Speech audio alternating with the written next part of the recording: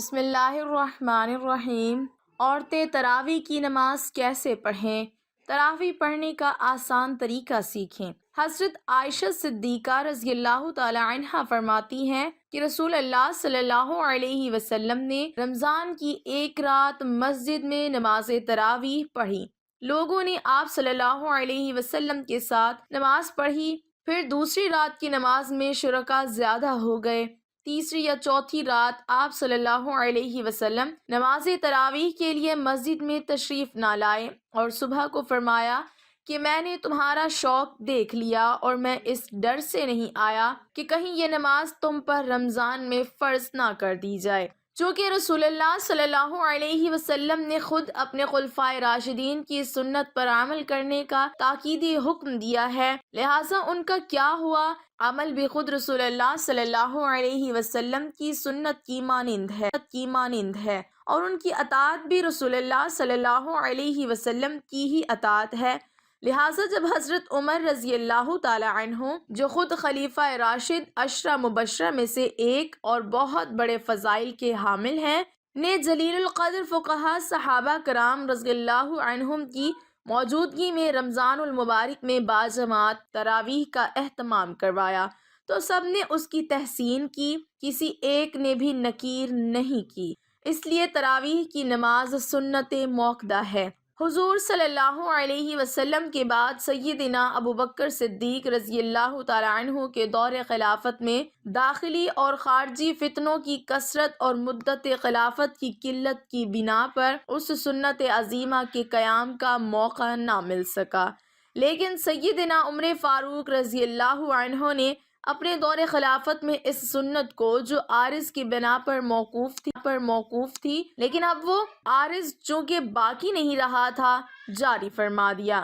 ملا علی قاری علامہ طیبی کے حوالے سے نقل کرتے ہیں، اگرچہ تراویح باجماعت حضرت ابو بکر رضی اللہ تعالی عنہ کے زمانے میں نہیں تھی، لیکن چونکہ حضور اکرم صلی اللہ علیہ وسلم نے اسے پڑھا تھا اور حضرت عمر رضی اللہ تعالی عنہ ان لوگوں میں تھے جو اس حقیقت سے باخبر تھے، انہوں نے دائمی طور پر جاری فرما دیا تو انہیں اس کا بھی اجر ہے اور قیامت تک جو لوگ عمل کرتے رہیں گے ان کا بھی اجر ہے۔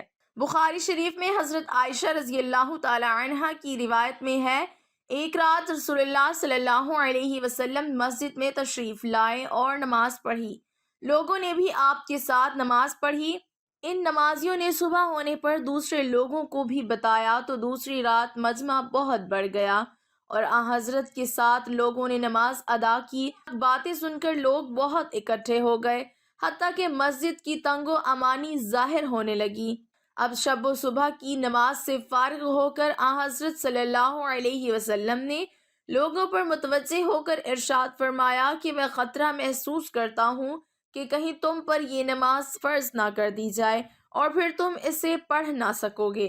تراویح کی نماز جس طرح مردوں کے لیے پڑھنا ضروری ہے، اسی طرح عورتوں کے لیے بھی اس نماز کو پڑھنا ضروری ہے۔ بہت سی خواتین اس غلط فہمی کا شکار ہوتی ہیں، وہ یہ سمجھتی ہیں کہ شاید تراویح کی نماز صرف مردوں کے لیے پڑھنا ضروری ہے، عورتوں کے لیے اس نماز کو پڑھنا ضروری نہیں، حالانکہ یہ بہت بڑی غلط فہمی ہے۔ یاد رکھیے گا، تراویح کی نماز سنت موقدہ ہے، بغیر کسی شرعی عذر کے اگر اس کو چھوڑیں گے تو گناہ گار ہوں گے۔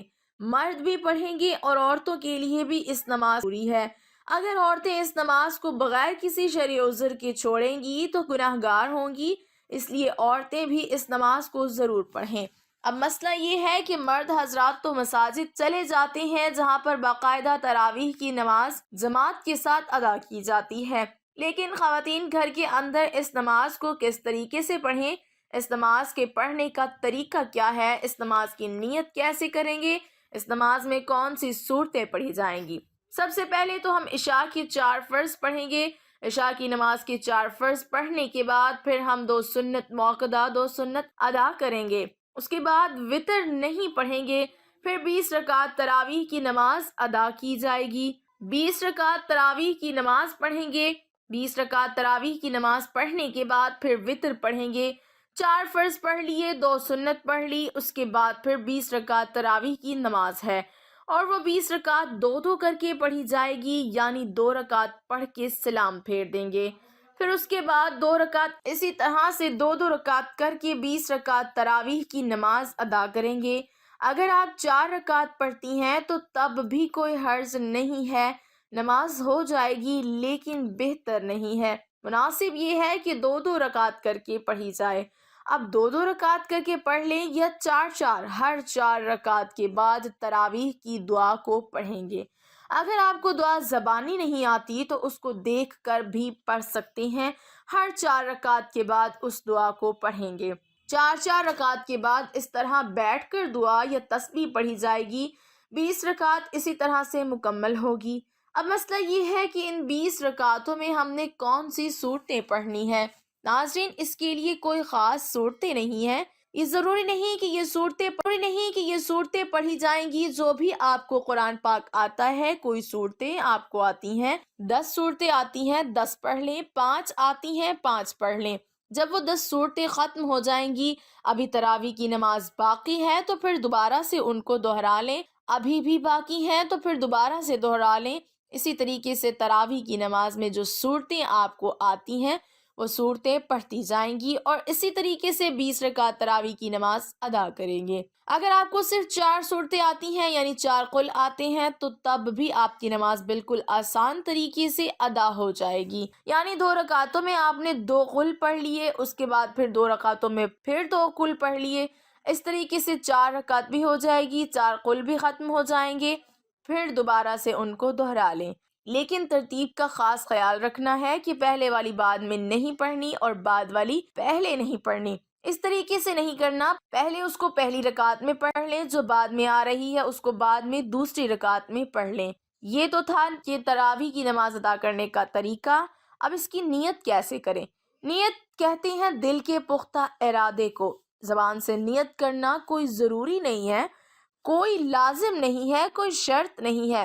دل کے اندر جو آپ کا ارادہ ہے، آپ کھڑی ہوئی ہیں، آپ نے دل کے اندر ارادہ کیا ہے کہ میں 2 رکعت تراویح کی نماز پڑھتی ہوں، بس یہی نیت ہو گئی، اس کے علاوہ کوئی زبان سے نیت کرنا یہ کوئی ضروری نہیں ہے۔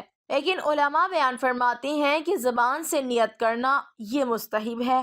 اگر آپ زبان سے نیت کریں تو اس طرح بھی کر سکتے ہیں کہ میں نیت کرتی ہوں 2 رکعت نماز تراویح واسطے اللہ تبارک و تعالیٰ کے، منہ میرے کعبہ شریف کے، اللہ اکبر۔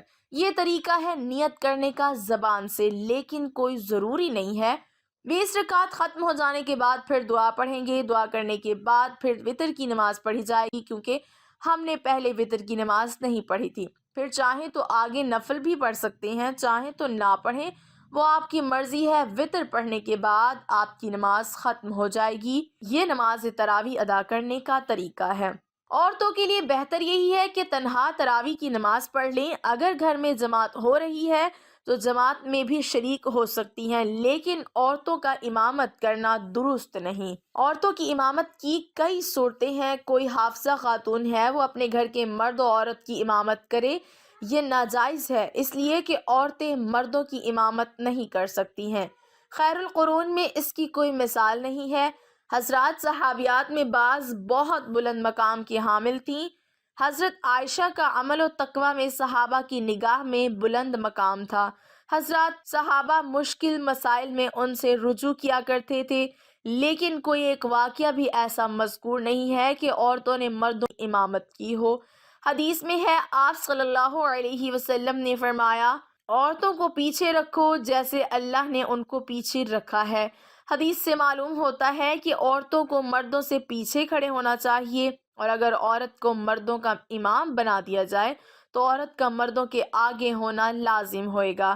اس لیے عورتوں کے لیے مردوں کی امامت کرنا ناجائز اور حرام ہے۔